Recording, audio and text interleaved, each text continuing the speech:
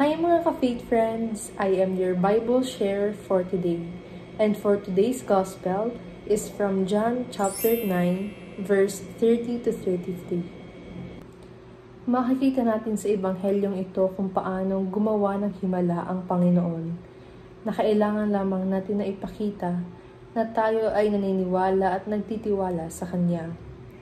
Para kasi natin ang ating pananampalataya sa Panginoon, sapagkat kapag tayo ay nananampalataya sa Kanya, hindi niya tayo bibiguin. Hindi makagagawa ng himala ang Panginoon o di kaya naman ay hindi niya tayo matutulungan sa paraan na gusto natin kung tayo mismo sa ating sarili ay hindi naniniwala sa Kanya. Isipin niyo mga kapatid, paano tayong tutulungan ng Panginoon kung atin siyang pinagdududahan? Katulad na lamang ng nasa Ebanghelyong pinagninilayan natin ngayon, kung saan nagawa niyang mapamulat ang isang taong ipinanganak na bulag.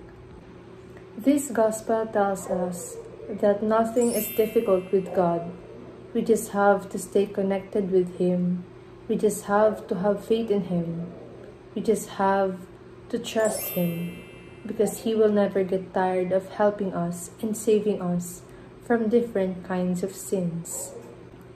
At para po maging updated kayo sa ating daily reflections, kindly like, share, and subscribe ang ating pong YouTube channel, Facebook PH, or you can download the Facebook app or register to www.facebook.ph.